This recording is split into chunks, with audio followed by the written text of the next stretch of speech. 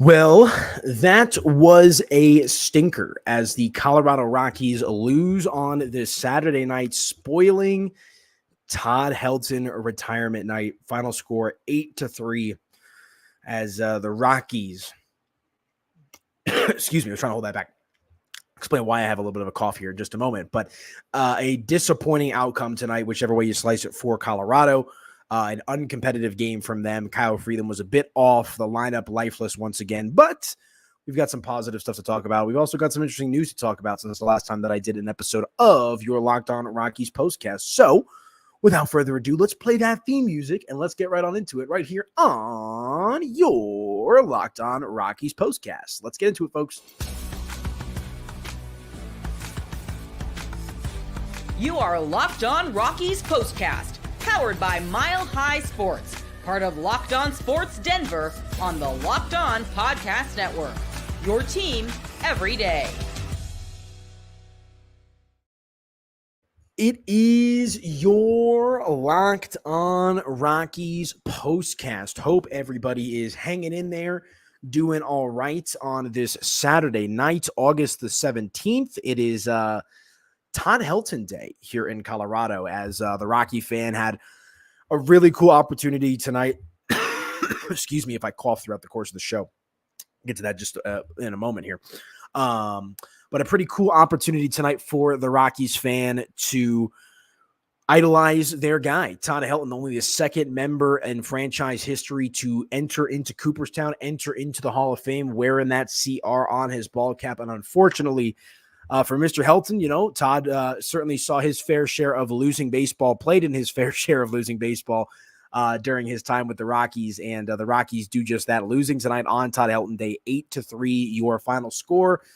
The Rockies fall to 45-79 on the season. San Diego, who was middling there for a majority of the year, has really picked it up here as of late. They are 70-54. So they come into Coors Field tonight and take care of business.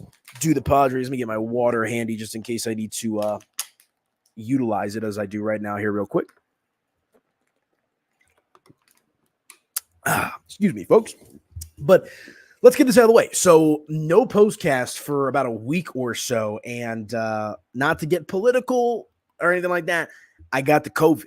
And COVID is still a thing in 2024, and it is no joke, guys. I am like a week removed, and I still got, like, my voice still sounds a little scratchy, and I'm coughing left and right and this and that.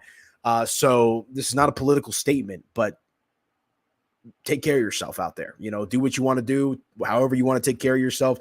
Stay hydrated, get your fluids in, but take care of yourself, because COVID is alive and well in the year 2024, and this was an awful experience that I just had to endure for the last week. I'm talking body aches, the whole spectrum of symptoms I was going through for the last week or so. So I do apologize for the lack of content. I was super amped up because I was supposed to do the initial run of the Locked On Broncos postcast as well, and it was a great game. Bo Nix played well. Broncos Colts first game of the preseason. I was not able to do that as I literally could not talk, did not have a voice, coughing left and right. And so I apologize for the distance on my end. And I feel bad because I did that Friday show, I think it was last week, pumping up the Broncos postcasts and everything that was coming with that. And I died for a few days. So I apologize, but we're back. We're ready to go. And unfortunately for the Rockies, not a lot cooking for them tonight. It's going to be a rather depressing, sad, somber show as we find ourselves here on the August of the 17th, middle of the baseball season, middle of the dog days.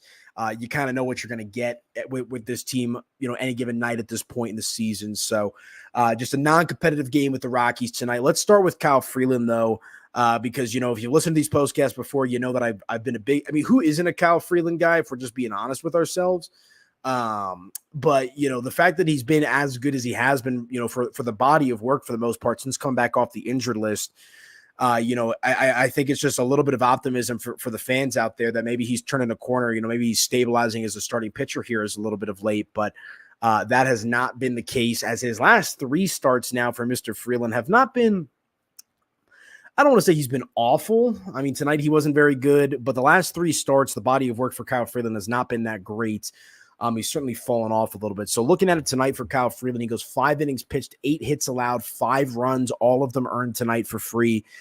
3 walks, which ended up killing him. A couple of walks came with 2 outs throughout the course of this game, and just 3 strikeouts. His ERA sitting at 5.97. But the reason I want us to start with Freeland is because, as I had mentioned, a little bit of a downward trajectory for Mr. Freeland since the month of August has started. And he was great for the most part in July. Freeland threw 30 2/3 innings pitched in July, gave up 34 hits, 12 earned runs in that month, with an ERA of 3.52 in July. So, not exactly Cy Young-esque, not lighting the world on fires with his numbers in July, but, pretty darn good was Kyle Freeland in July, especially by Rockies standards, where pitching, the pitching and consistency just don't go together at Coors Field unless it's the wrong type of consistency, right? So for Kyle Freeland to go out there and give you 3, 4, 5 quality starts in the month of July, I think was a little bit of reason for optimism as the rest of the season has progressed. And then, as you mentioned tonight, the Padres jumped on him from the jump in this one. 5 innings pitched, 8 hits, 5 earned runs, 3 walks, and 3 strikeouts for Kyle Freeland. But that follows up a rather poor performance on the 11th of this month as well against the Atlanta Braves. He went 3 2/3 innings pitched, 4 hits, 3 runs, all of them earned, gave up 2 home runs in that one, and 1 walk. And then his previous start against the New York Mets on the 6th of August. Excuse me. On the 6th of August, 4 2/3 innings pitched, 4 hits, 3 earned runs, 2 walks for Kyle Freeland, and 7 strikeouts. So the strikeouts were there against the Mets, but only 3 tonight for Kyle Freeland, 1 against the Atlanta Braves. And that's where we kind of find ourselves with Kyle Freeland's last 3 starts. So the body of work has not been too encouraging for the Rockies and for Kyle Freeland. And look, we're in that latter stage of the season, but I think the reason that it's a little concerning is from a wear and tear perspective. Kyle Freeland is not in the middle of the season, right? Because you're talking about a guy that came out, made, I want to say 3 or 4 starts to start his season, and then was on the shelf there till right around the end of June. So missed basically all of what was left of April, missed all of May, and didn't come back until the tail end of June. Sometimes in the, I could probably tell you here right now. Hold on. Freeland came back on, June 23rd. So his last start came on the 4th or the 14th of April, and he was out until the 23rd of June. And for the most part, in all those starts, not including August, 6 innings pitched against Washington, 6 2/3 against the White Sox, 7 innings pitched against Kansas City, 6 2/3 against Cincinnati, 6 innings pitched against San Francisco. And then the next start against San Francisco, 4 innings pitched, 7 strong innings against the Angels. And so, what is that? 7 starts for the most part. 6 of the 7 starts, Kyle Freeland able to pitch relatively deep into the ballgame coming off the injured list. And just these last few starts for Kyle Freeland have been anything but that. And I think, for him, it could be a combination of, a little bit of fatigue. You don't have that, I just came off the injured list, I got some juice with me type of energy anymore. His arms settled in a little bit. I want to say there's a lack of spice, a lack of oomph, whatever adjective you want to use to describe his pitches. Just not a lot of electricity, right? And we know that Kyle Freeland has never been a velocity guy. He's always been much more of a location guy, weak contact type of starting pitcher. But I do think the location's been a bit off for him throughout these last few starts, but also just the tightness of his pitches, just missing a little bit on location. And at the end of the day, it's just kind of what it is with Kyle Freeland. And look, we know that Kyle Freeland is not the Freeland that we all kind of know and love when he first came up with the Rockies. We know that he's kind of gone through some peaks and valleys throughout the course of his career up until this point.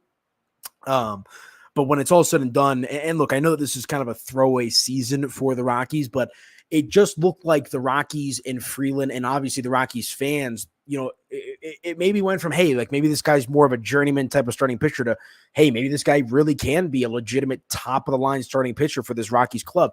Look, he's always going to be, and I don't want to say always, but he's always going to slot in as 1 or 2 in this Rockies rotation just because of the talent and everything that's around them right now. Probably more like a 2 or 3 on, if not a little bit further back of the rotation on a legitimate contending team. But at the end of the day, look, nobody wants to see Kyle Freeland struggle. Everybody wants to see Kyle Freeland, go out there and give it his best shot and pitch well for the Rockies. But reality of the situation is tonight that was just not the case. as the Padres just teed off on him tonight. Looking at the box score here for San Diego, I mean, everybody was hitting for them tonight. Profar with a hit, Solano with a hit, Xander Bogaerts with a pair of hits. Machado, after going 0 for 5 last night, bounces back with 4 hits tonight. Jake Cronenworth adds a base hit. Just hits all around for this Padres lineup. They end up finishing with 15 base hits in this game tonight, a majority of which came from starting pitcher Kyle Freeland. He gave up 8 hits tonight. Peter Lambert gave up 5 hits. Justin Lawrence gave up 2 hits, and that's how you have your 15 total base hits for the San Diego Padres in this one tonight. So disappointing start for Kyle Freeland, and not really much else to say beyond that outside of hopefully he can bounce back. There's still he's got a handful of starts left to make, all things considered, as long as he stays healthy. And you want to see Kyle Freeland, close out this month. The first 3 starts this month have not been great, but let's use the rest of August to kind of hopefully turn a page, build some momentum going into September, the home stretch of the season here rapidly approaching. So we shall see. But all right, let's hit a quick break. When we come back, we will continue along with the conversation. We'll dive into the Rockies lineup tonight, as they were rather non-competitive. What went wrong with the Rockies lineup? And I've also got some thoughts, some Rockies news that I have not been able to talk about since I last did a episode of the Postcast. So stick with us. We'll be back here in just a couple of minutes, talking all things Colorado Rockies on your Locked On Rockies Postcast. Back in just a few minutes, folks.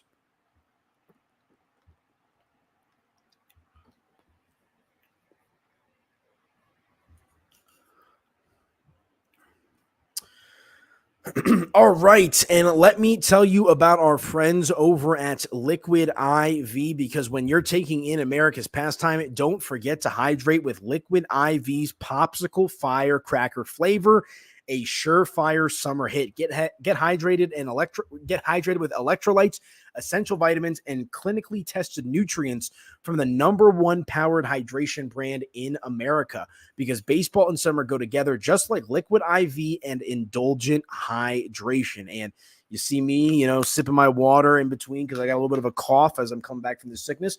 I got to get some Liquid IV in my life, guys, and you can get 20% off of your first order when you go to liquidiv.com and use code MLB. Make sure to take advantage of that.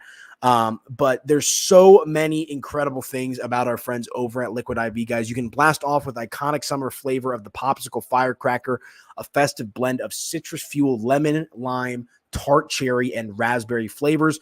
Find all of your favorite flavors on their website, from acai berry and lemon lime to pina colada, powered by Live Hydrosense, an optimized ratio of electrolytes, essential vitamins, and clinically tested nutrients that turn ordinary water into extraordinary hydration. 3 times the amount of electrolytes in the leading sports drink, 8 essential vitamins and nutrients, always non-GMO, vegan, gluten, dairy-free, and soy-free. No more thirsty summers when you indulge in hydration with Liquid IV.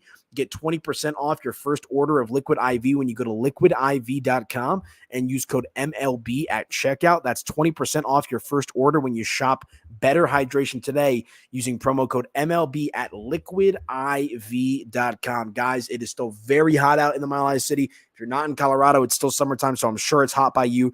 Be sure to check out our friends over at liquidiv.com and use code MLB for 20% off your first purchase with our friends over at Liquid IV. All right, and let me also tell you about our friends over at Supply House, guys, because get supplies from the site that's made for the skilled trades, supplyhouse.com. Supplyhouse.com is the reliable way to order plumbing, HVAC, and electrical products online. Their easy-to-use website is packed with helpful resources and the latest product information to help you get the job done right. Shop a complete inventory of over 200,000 parts from over 400 top brands and get your orders delivered right to your door with fast shipping from coast to coast. Need help with an order? Get expert support and industry-leading service from the friendliest folks in the business, and talk to a real person every single time. Pros in the skilled trades can get a competitive edge by joining supplyhouse.com's free Trade Master program. Every Trade Master gets access to a dedicated phone line, free shipping, and discounts on every single order. Join the thousands of trade pros already benefiting from their free memberships at supplyhouse.com/T-M and order plumbing, HVAC, and electrical supplies from anywhere with just a few clicks at supplyhouse.com. And once again, folks, you're going to get expert support and industry-leading service from the friendliest folks in the business. And my favorite part, in this era of computers, in this era of artificial intelligence, our friends over at Supply House are going to make sure that you talk to a real person every single time. So be sure to shop Supply House for all of your plumbing, HVAC, and electrical product needs. Visit www.supplyhouse.com and let them know that Locked On Rockies sent you, folks.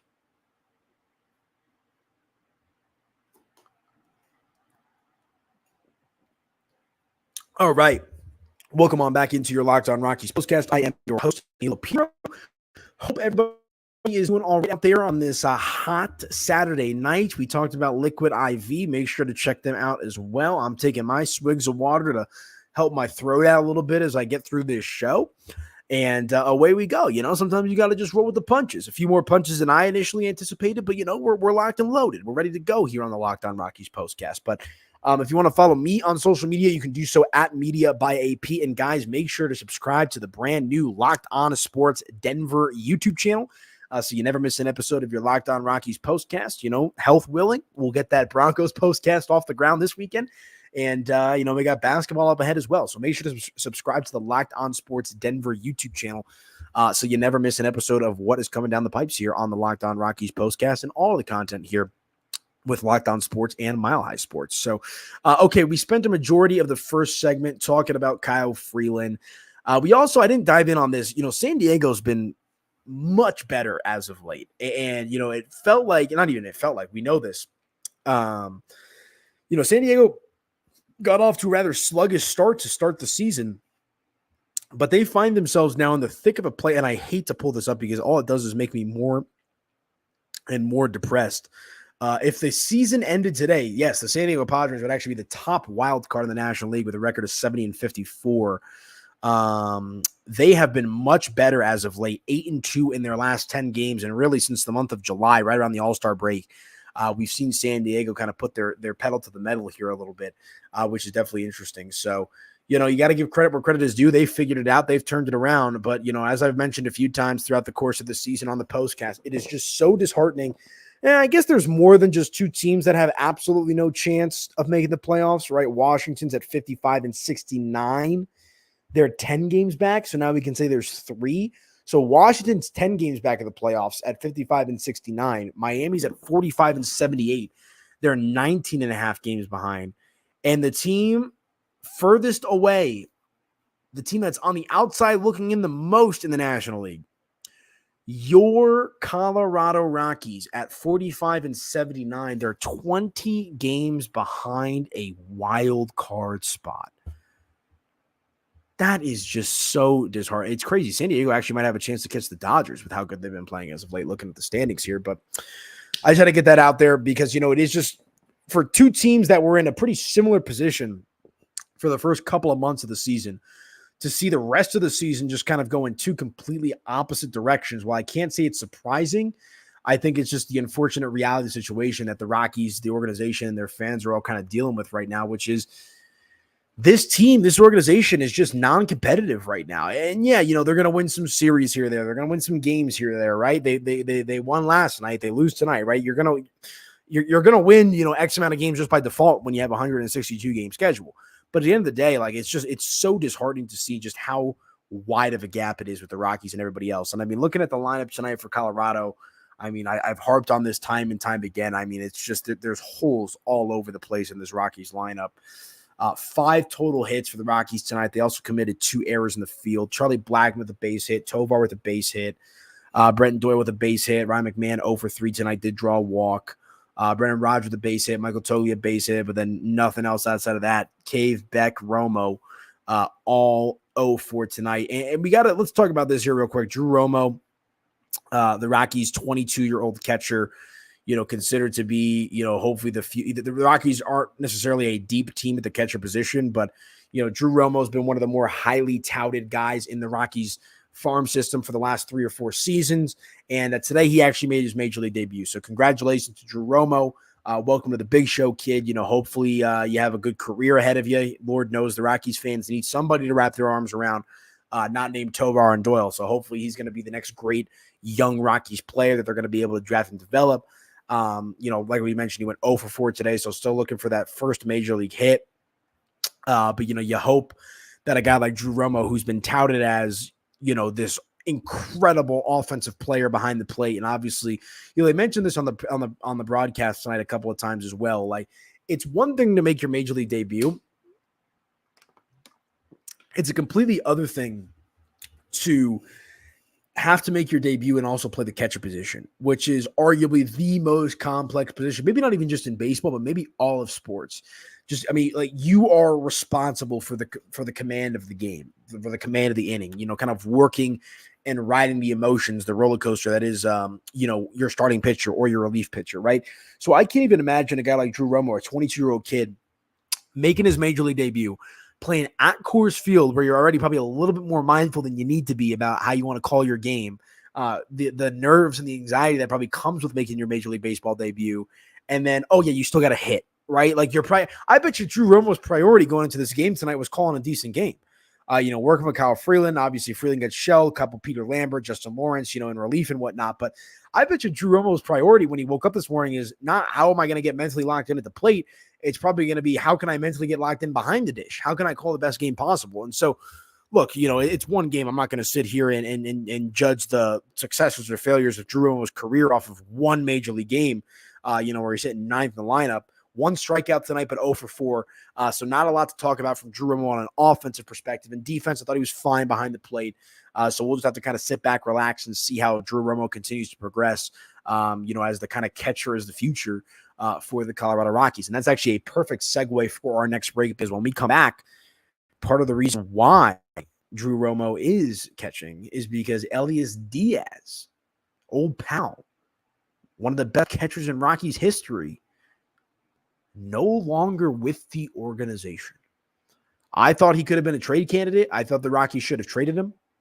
They did not end up doing that, and they end up putting him on waivers, and Elias Diaz is no longer a member of the Colorado Rockies as they opt to release him. So we'll talk about that, and we'll also take a look ahead to tomorrow's tomorrow's rubber game between the Rockies and the Padres, as there is still a series up for grabs between these two clubs. So stick with us. We'll come back here in just a moment and get ready to put a ball on the show right here on your Locked On Rockies postcast. Back in just a few minutes, folks.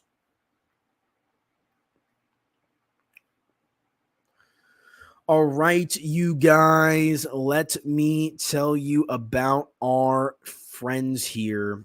First time I'm doing this, read our friends over at Tonal. And you're going to want to check them out, because Tonal is the world's smartest and most effective strength training system that helps get you stronger. Powered by artificial intelligence, Tonal learns with every rep so it can deliver workouts personalized just for you. Tonal learns your movement and provides suggested weight recommendations for every move with detailed progress reports. They even create personalized programs and workout suggestions or recommendations based on your individual goals. It's like having a personal trainer at home with you, as Tonal will optimize every workout just for you. Unlike traditional gym equipment, Tonal uses adaptive digital weight to advance your training techniques. From professional athletes to a mom of 3, Tonal is trusted by thousands who have become their strongest using their services. And for those of us who thrive on getting stuff done, including workouts every minute counts, that's why you need Tonal, the smart strength training system that takes the guesswork out of working out so you can make sure you're making the most out of every single rep. When life gets busy, fitting in a workout can be stressful. With Tonal, you can get efficient workouts personalized just for you, and they are available with the amount of time that you have. Even the most dedicated gym goers struggle with consistency, the commute, waiting for weights, other people's sweat. It makes skipping a workout very tempting. With Tonal, you can choose thousands of workouts and train in a way that you actually enjoy at home. Right now, Tonal is offering listeners $200 off your Tonal purchase with a promo code of LOCKEDONMLB. That's Tonal.com, and use promo code LOCKEDONMLB for $200 off your purchase. That's Tonal.com, promo code LOCKEDONMLB for $200 off. Be sure to check out our friends over at Tonal. Let them know that Locked On Rockies sent you, and away we go.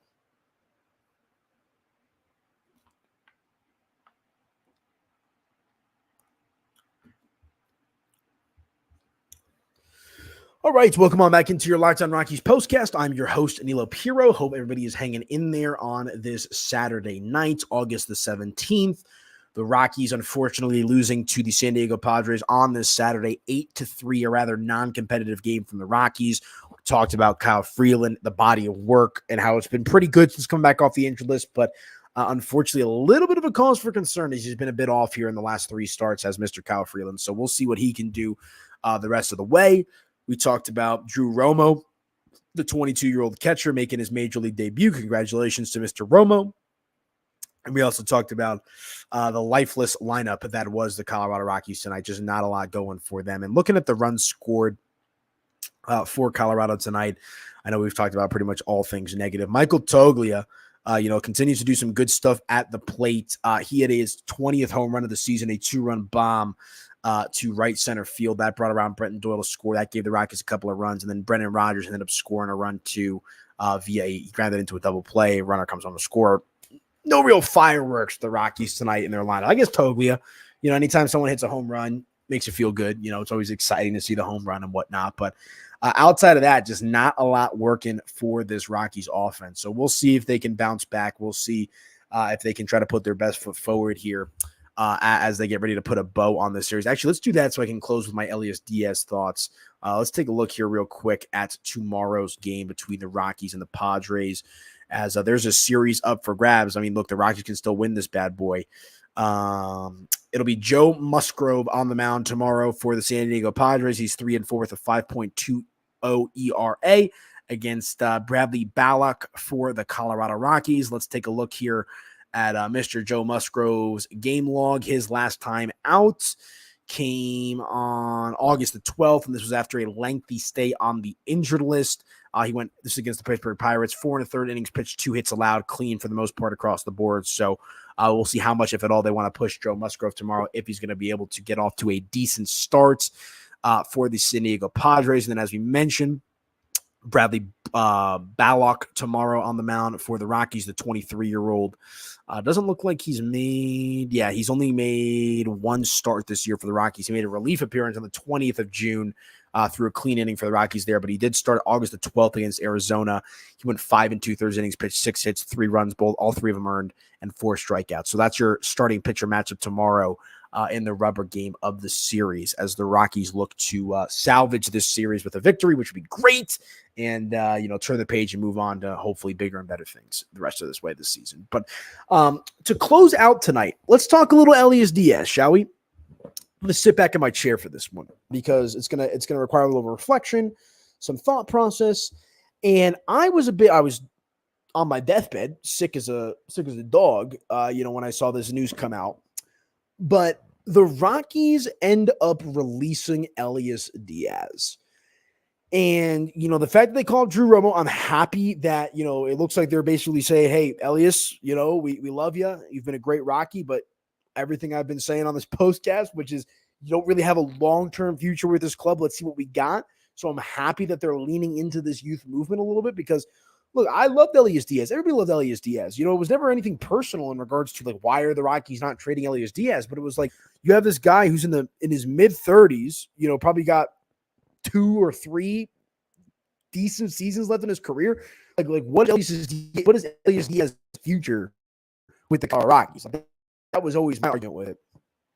But the fact that they just released him outright, and I think it was Patrick Saunders of Denver Post I saw came out either today or yesterday, but something on social media. There's pretty minimal trade interest in Elias Diaz before the calf injury that I felt like had most of his trade value. Actually plugged in, him and Thomas are the 2 guys that I trust the most on that beat. They know what's going on a daily basis. That.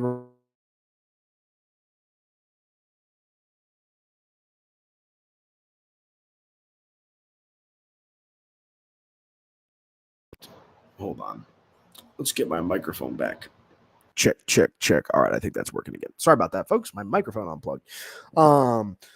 But what I was saying is, maybe there really wasn't a market for Elias Diaz. And I'd be a little surprised by that just because catcher's a premium position. He was the All-Star Game MVP in 2023. He's having a pretty decent season, nothing great, but, at a major position in need for a lot of these clubs. So I don't know, but it appears that Elias Diaz's time with the Rockies has come to a close and not exactly the way that I thought it would. And I'm a little surprised that the Rockies like that's the thing. If there's no market for him, like why just not keep him on the roster? Obviously, they like Jacob Stallings. They wanted to get Romo some time as well. So maybe kind of there's your answer as they look at Jacob Stallings as kind of the elder statesman, the veteran catcher that can kind of help lead the way for a guy like Drew Romo. But I was a bit surprised that the Rockies just ended up dumping Elias Diaz. Apparently, he didn't have as much trade value as I thought, as much as many people thought. But Elias Diaz's time in Colorado has come to a close, and just confusing. That's all. I don't really have much more to say beyond that. Just one of those where it's like, wow, like that's how it ends. After all, like this speculation and curiosity and questioning about what his future might be, it's just going to end with them with the Rockies releasing him. Seems pretty anticlimactic, but so it goes. So, all right, that is going to do it for me tonight, though, folks. My throat, I got to drink some water. I got to rest up for tomorrow's games. I got to do 2 postcasts tomorrow. I got Rockies and Broncos, so that should be a good time. So I'm going to get some TLC, get some rest on the throat, on the voice, and all that good stuff, and get out of your hair. But that is it for me tonight, folks. The Rockies lose tonight 8-3 against the San Diego Padres. You can follow me on social at Media by AP, and we'll be back at it again tomorrow with a Rockies postcast as well as a Denver Broncos postcast. So football season is here, folks. We'll dive into it. Make sure to follow me on social at Media by AP and subscribe to the Locked On Sports Denver YouTube channel. I'm out of here. Enjoy your Saturday night. Peace out, folks, and we'll talk to you guys mañana.